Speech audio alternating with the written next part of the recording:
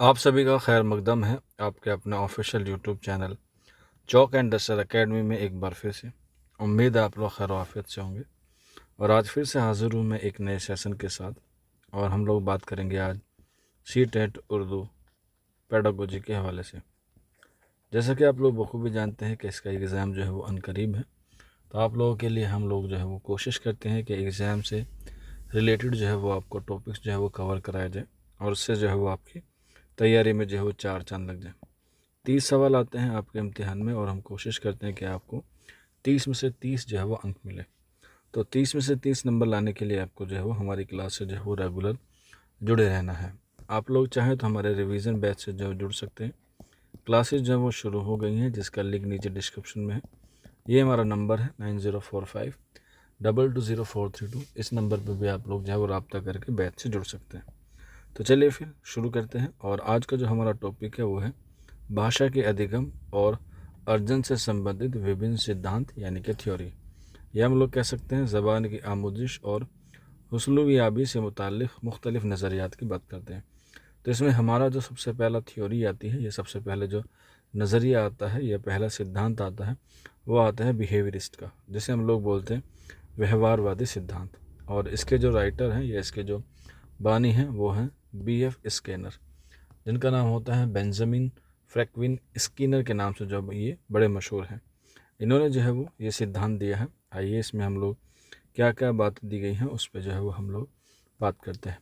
तो ज़बान सीखना आदत साजी का जो है क्या है, एक अमल है, हैबिट फॉर्मेशन है। यानी कि भाषा सीखना जो है वो एक आदत का निर्माण करता है और उसी की प्रक्रिया को हम लोग जो है व्यवहारवादी सिद्धांत कहते हैं। यानी कि इंसान जो है वो सीखने के बाद जो है उसके अंदर चेंज आता है, जिसे हम लोग बिहेवियर का चेंज कहते हैं। उसी को जो है वो B.F. स्किनर जी ने जो है वो एक्सप्लेन किया है, जिसमें बच्चे अनुकरण करते हैं, अभ्यास करते हैं और पुनर्बलन के माध्यम से जो है वो भाषा सीखते हैं। अनुकरण का मतलब होता है ऑब्जर्वेशन, अभ्यास का मतलब होता है प्रैक्टिस और पुनर्बलन का मतलब होता है कि उसका रिवीजन एक तरीके से करते हैं। जैसे तकलीद, मश्क और तक़वियत के ज़रिए जो है वो ज़बान सीखते हैं। ये इनका जो है वो नज़रिया है, उसके जो पॉइंट है। अभी से जो है वो मिसाल के हवाले से या उदाहरण के तौर पे जो है वो हम लोग समझते हैं। जैसे बच्चा अपने वालिद से सुनता है, ये किताब है। यानी कि बच्चे ने क्या किया, उसका अनुकरण किया, यानी कि उसे ऑब्ज़र्वेशन किया, चाहे वो आँख से किया हो, नाक से किया हो या कान से किया हो। तो वही जो है बच्चा बाद में भी क्या करेगा, वही कहेगा कि ये किताब है। यानी कि जैसा बच्चा देखेगा, जैसा बच्चा ऑब्ज़र्वेशन करेगा, वैसे ही उसके व्यवहार में क्या आएगा, चेंजेस आएंगे।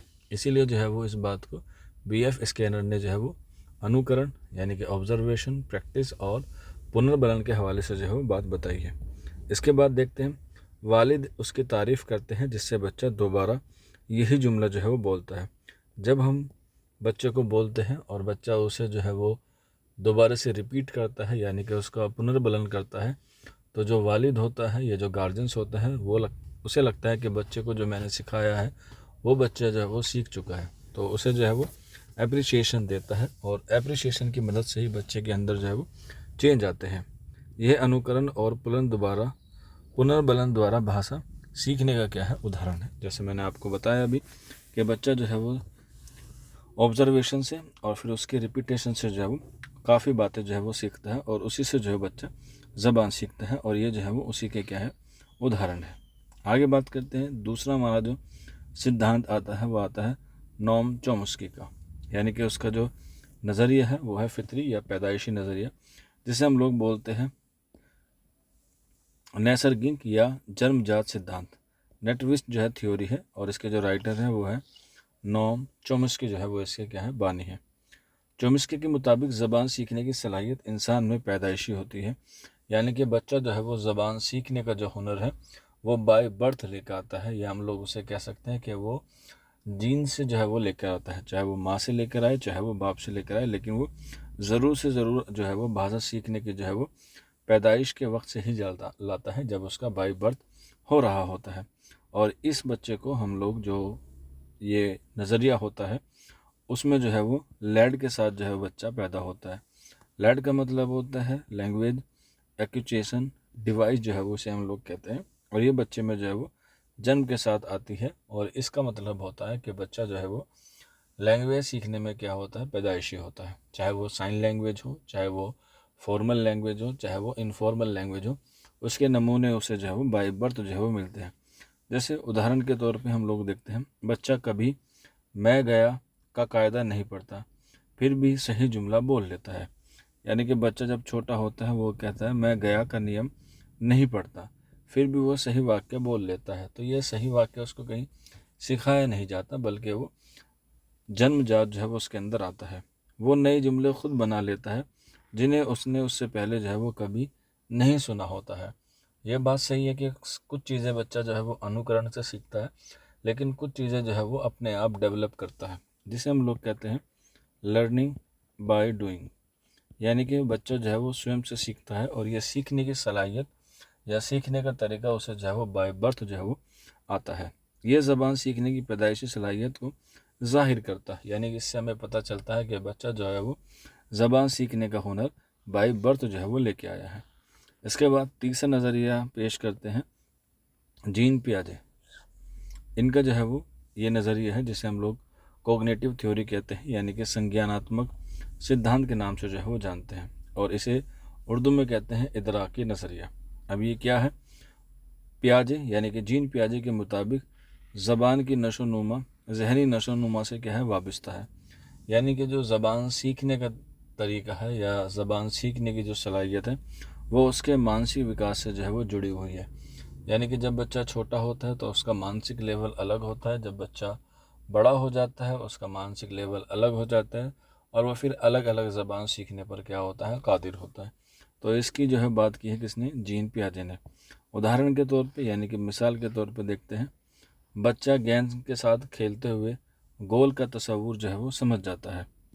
यहाँ पे आप लोग देखेंगे बच्चा गेंद के साथ खेल रहा है यानी कि फुटबॉल खेल रहा है, तो उसे पता चल जाता है कि गोल जो है वो हमें करना है, तो उसकी जो है वो अवधारणा को जो है वो समझ जाता है। इसके ही दो पहलू होते हैं, एक तो गोल कीपर वाला गोल होता है, और एक ये समझ जाता है कि गेंद जो होती है वो क्या होती है, गोल होती है। तो ये सारी चीज़ें उसके दिमाग में कैसे आती हैं, वो उसके मानसिक लेवल या उसकी मानसिकता के आधार पर जो है ये इसके दिमाग में डेवलप होती है। बाद में वो गेंद गोल कहता है या उसको जो है वो कहना जो है वो सीख जाता है। तो यही क्या है, यही जीन पियाजे का जो है वो इदराकी नज़रिया है। पहले तस्वीर पैदा हो और फिर वो जो है वो ज़बान में है। आप लोग भी देखते हैं, पहले हम बच्चों को कुछ दिखाते हैं, फिर उससे जो है वो उस चीज़ का मतलब पूछते हैं, फिर वो उसका जो है वो मतलब बता देता है। तो ये जो है वो उसके मानसिक विकास को क्या करता है, दर्शाता है। इसके बाद बात करते हैं हमारा अगला जो थ्योरी है या जो सिद्धांत है, वो है समाजी ताअम्मुली नज़रिया, यानी कि सोशल इंटरेक्शन थ्योरी। और इसके जो राइटर हैं वो हैं वाइगोस्की। सामाजिक अंतःक्रिया सिद्धांत, बच्चे दूसरों के साथ ताअम्मुल के ज़रिए ज़बान हासिल करते हैं। यानी कि बच्चे जब फुटबॉल खेलते हैं तो जाहिर सी बात है फुटबॉल में खेल भावना होती है, और खेल भावना के साथ साथ उसकी जो है वो लैंग्वेज होती है। जैसे आपने देखा होगा कोई स्ट्राइकर होता है, उसका मैदान होता है, उसकी अलग थ्योरी होती है, उसकी अलग टर्मोलॉजी होती है। तो बच्चा एक दूसरे से जो है वो सीखता है, और यही क्या बताया गया है, वाइगोस्की ने बताया सामाजिक अंतःक्रिया सिद्धांत, यानी कि सोशल इंटरेक्शन थ्योरी। जैसे आप लोग भी देखते हैं, एक कंपनी से दूसरी कंपनी में जाते हैं या एक काम से दूसरे काम पे जाते हैं, एक नए तरीके के लोगों से मिलते हैं, तो यही है सामाजिक अंतःक्रिया सिद्धांत के हवाले से। उदाहरण के तौर पर उस्ताद क्लास में पूछता है तुम्हारा नाम क्या है, या शिक्षक क्लास में पूछता है तुम्हारा नाम क्या है, तो मेरा नाम क्या है, अली है।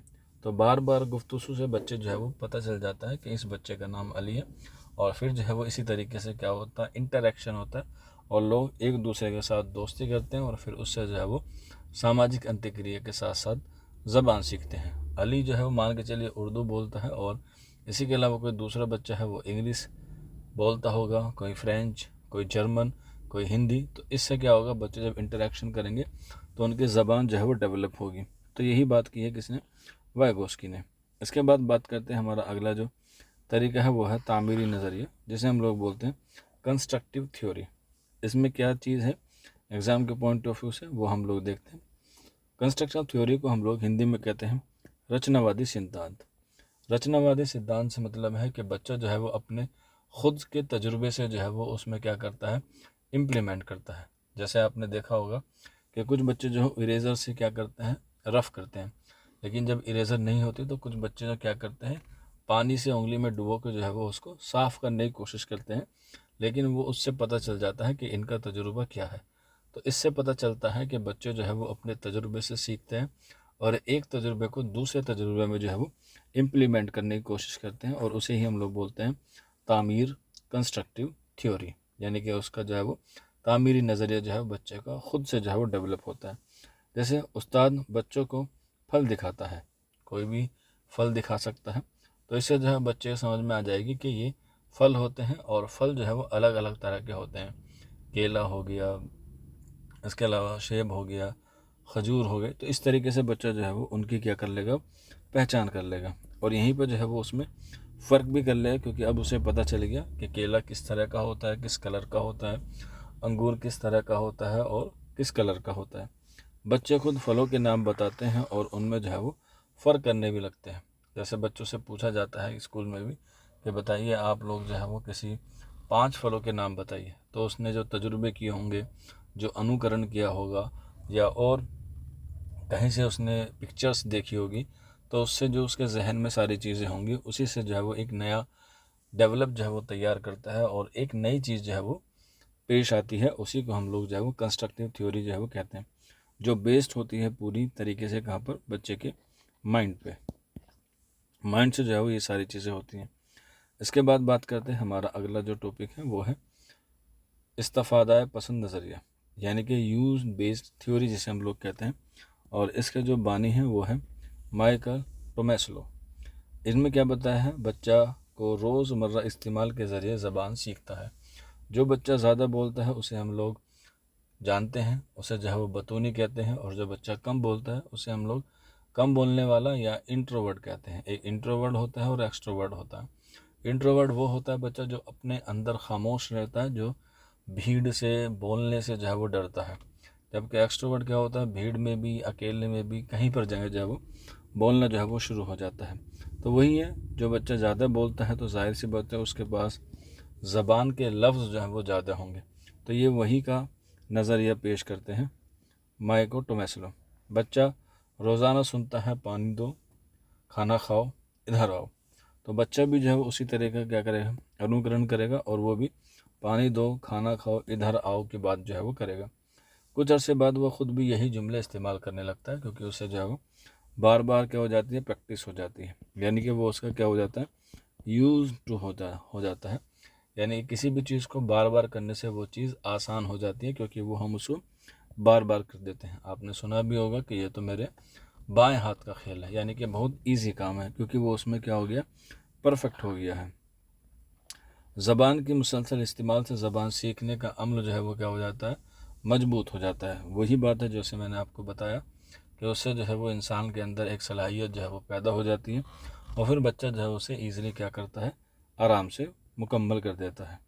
तो यहाँ पर जो है वो ये कुछ थ्योरीज़ हुई हैं, 6 थ्योरीज़ हमने की हैं, अभी काफ़ी बाकी है, और इससे आगे की जो कहानी होगी, यानी कि जो बंडूरा का सामाजिक अधिगम सिद्धांत है, उसे हम लोग नेक्स्ट क्लास में करेंगे। आज की क्लास इतनी ही, शुक्रिया।